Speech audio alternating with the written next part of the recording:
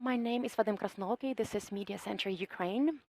Greetings to all the journalists who have joined us here today to propagate information about the most important developments in Ukraine. Usually, these days, we are talking about the war and everything associated with the war, but today we have a much more pleasant topic, which is Eurovision 2022 and the participation of the Ukrainian band Kalush Orchestra in this competition. We have a number of guests here today, and I want to give the floor to Mykola Chernotitsky, chairman of the board of the Public Broadcasting Company of Ukraine, Suspilne. So my first question is to you. To the best of my knowledge, there have been a lot of difficulties with making this performance happen, so can you provide us with more details? Greetings, everyone. I'm really sorry that we were a little bit late. Nonetheless, I'm very delighted to see everyone. With regard to the Eurovision 2022, as the public broadcasting company, we provide for the participation of a Ukrainian representative within this contest on an annual basis. But after the Russian invasion of Ukraine, there were a lot of question marks about whether it was reasonable for Ukraine to be represented. There were some issues with resources as well. But we believe that it's of utmost importance for Ukraine to be represented at Eurovision 2022. The band that will be representing Ukraine this year pursues a very important mission of promoting Ukrainian culture, including abroad. Therefore, we recruited some resources from both domestic and international donors, and therefore the Kalush Orchestra Band will be able to participate at Eurovision 2022. We've received support from the Ministry of Information Policy and Culture. There are some restrictions on border crossing, so we had to make sure that the band will be able to go abroad. I'm very grateful to the representatives of the Kalush Orchestra Band for the fantastic promo tours that they had in Israel, the Netherlands, Spain, and Poland. They raised funds for the recovery and restoration of Ukraine. That was the right thing to do, and we provided them with unwavering support. I'm also grateful to the contractor and the company helping the band with the performance itself. We are doing everything utmost to translate this performance into reality. I really hope that the band will win and we will have our third victory at Eurovision. Mykola, how is the Eurovision 2022 going to be broadcast in Ukraine? Because we have the United News Marathon at all TV channels. We will use some other public broadcaster channels like UA Cultura and our digital platforms. We are also having some in-house discussions with our media groups. So the semifinals and the final will be broadcast at the UA Cultura channel. Maybe some of the pieces will be broadcast as part of the United News Marathon as well. What about the participation of Russia at Eurovision 2022? On the 23rd of February, even before the Russian invasion of Ukraine, we appealed to the European Broadcasting Union, and we believe that Russia should not be entitled to participate at Eurovision. They agreed with us, and the European Broadcasting Union rejected the application of Russia. So Russia will not be participating this year. And to the best of my knowledge, the representatives of Russia might even be excluded from the European Broadcasting Union. Any questions to Mykola from the audience? If there are no questions, then thank you very much. Mykola Chernotetsky, chairman of the board of the Public Broadcasting Company of Ukraine, Suspilne. And now I want to invite up here the representatives of the Kalush Orchestra Band. They are our stars that everyone has been waiting for. So the Kalush Orchestra Band.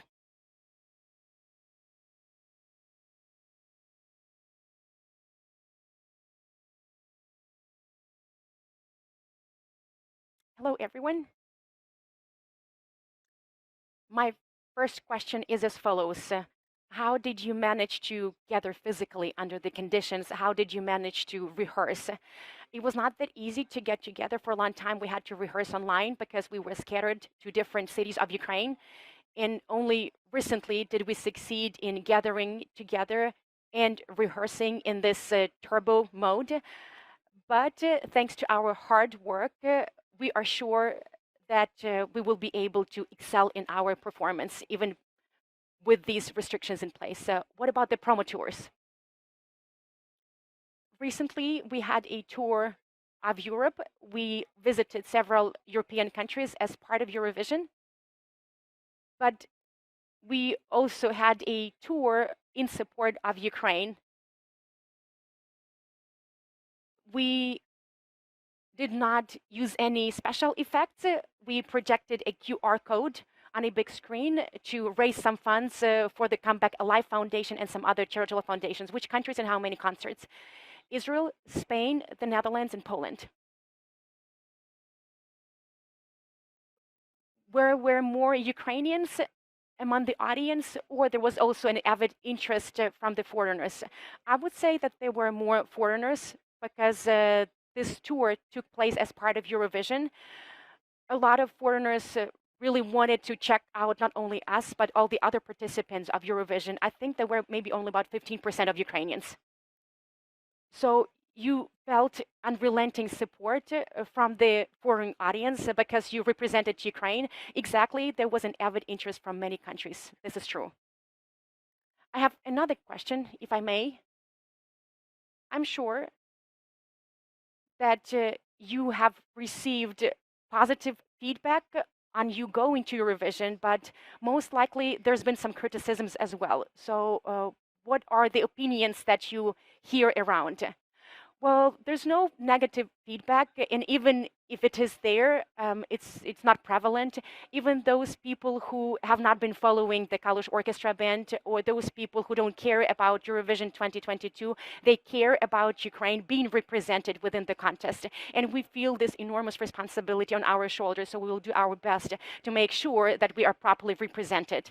I personally believe that it's an important event indeed, that we should not skip it.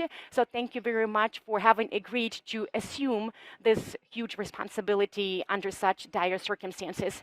Can you provide us with more details about the preparations for the contest? What should we expect of you in Turin? We are preparing no matter where we are, even in a hotel room. We occupy the hallway and we rehearse. What can you expect of us? A completely different set of costumes, a completely different performance, but the same song that everyone knows very well. So stay tuned. You know what to do on the 10th of May, Kalush and Ukraine. We will definitely be following you and we will be cheering for you. Any questions from the audience? I have the following question. All the Ukrainians, including performers, joined forces to support Ukraine, to support the charitable foundation, to support the armed forces of Ukraine. Do you feel responsibility for representing Ukraine at such a contest as Eurovision? As I have already mentioned, definitely. We do feel this enormous responsibility, but considering the fact that there's a war raging in our country, this responsibility is multifold. We can definitely feel it, and as I have already mentioned, we will bend over backwards to represent our country with dignity. Any other questions? I have the following question. You mentioned the costumes, that they will be different.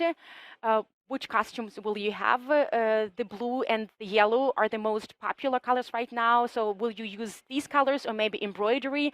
Will you have this pink cap that you're having on? And will your mom be with you?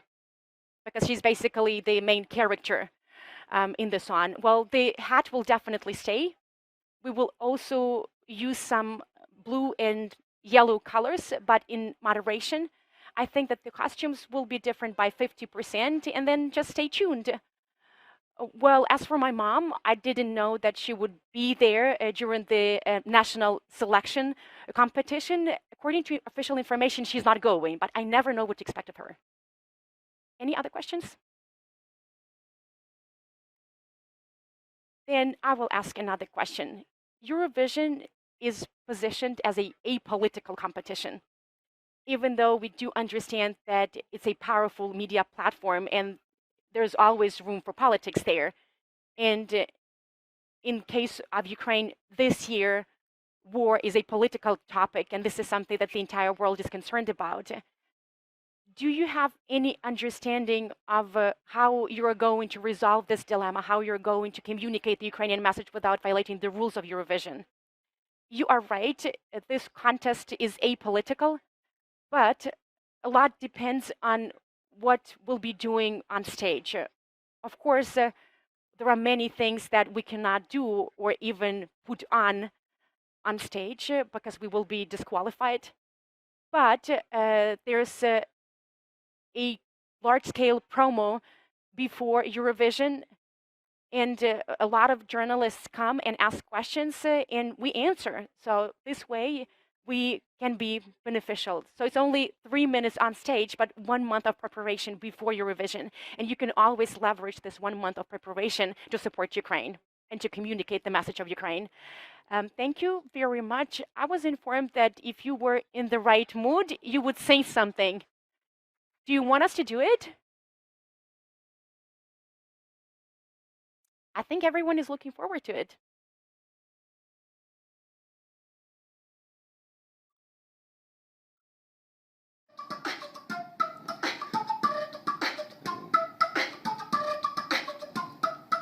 Льолі, льолі, льолі, ей! Стефанія, мамо, мамо, Стефанія, розквітає поле, а вона сивіє. Заспівай мені, мамо, колискову, хочу ще почути твоє рідне слово. Дякую. Thank you. In my opinion, your Ukrainian message is part and parcel of the song itself, of the melody, and the mood of the song is in line with the current developments. So thank you very much for doing it. Thank you very much for being here today with us at the Media Center Ukraine. We had the Kalush Orchestra band with us. We have a number of other speakers. I'm not really sure whether they are ready to speak. We have Oksana Skibinska, head of the Ukrainian delegation at Eurovision, and Oleksiy Zhembrovsky, director of Friends Production.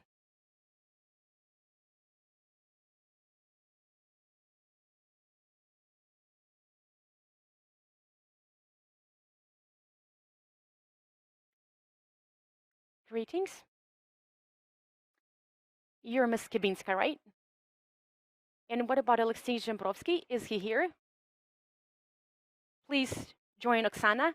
My first question is to you. Hello, because to the best of my understanding, you're responsible for the visuals. What will you surprise us with? And is there any information that you can disclose at this point? Thank you for the question. First and foremost, it's important for the director not only to visualize the song, but to transmit the energy. So our forte is the energy of the band and the force of our native soil, and all the visuals will focus on that. Of course, the performers themselves will be at the forefront of attention, while the visuals will paint the ornament of the Ukrainian soul, if I can put it this way. I asked this question to the musicians, and I want to ask you as well. Of course, the visuals are important to communicate the message. So how are you going to resolve this dilemma with Eurovision being outside of politics? And there's a lot of politics in Ukraine right now. Well, first of all, while designing this number, we faced this issue, and in dialogue with the organizers, we had to change the performance several times. So this dilemma has already been resolved, and believe me, from a visual perspective, it will look legit. Oksana, you are the head of the European delegation at Eurovision. What are some of the challenges that you expect in terms of organization? We're going to have 2 very busy weeks ahead of us. We are heading towards Turin already today, and we will have a packed official program ahead of us.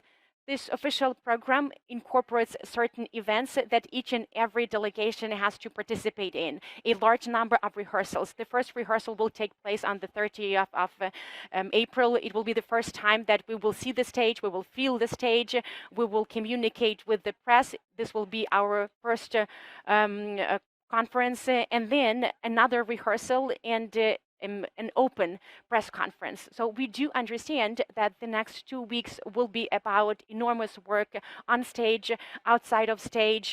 We have already scheduled a multitude of interviews, these 2 separate press conferences, then the semifinal, the final on the 14th of May.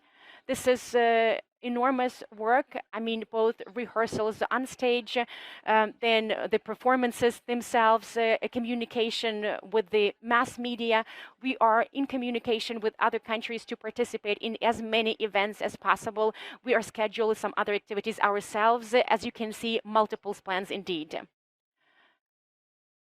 But during press conferences, are your arms untied in terms of speaking about Ukraine?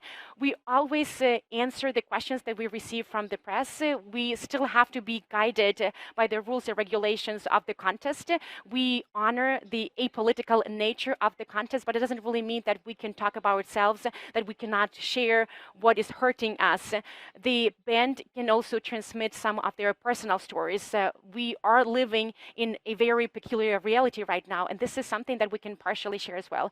I believe that there will be an avid interest in Ukraine on the part of the international mass media, and this topic is of concern for everyone. So I'm pretty much sure that everyone will ask you questions about the war and the situation of Ukraine. So I believe that the media component is indispensable in spreading the message about Ukraine. Definitely, there's already a lot of attention from the press. The preparation started a month ago as part of the promo tour. We have been conversing with the press on a frequent basis, and we will continue doing so in Turin. Any other questions from the audience? Can we have the mic, please? Participation in Eurovision implies great resources. In the previous years, the participants had to raise their own funds. What about this year? The band does not have any income, so which money will be used to ensure Kalush's participation? The public broadcaster will cover all the expenses. We also enlisted some financial support from our international partners, so the band will be able to participate in the contest without having to incurring any costs. Do we know how much Ukraine will have to invest into this participation and performance? Well, we cannot really put our finger on any specific amount because the preparation started last year and then this 1 month before the Eurovision competition. So I cannot really mention any specific figures, but we are working on that. We had Oksana Skibinska with us, head of the Ukrainian delegation at Eurovision, and Oleksiy Zhembrovsky, director of France production.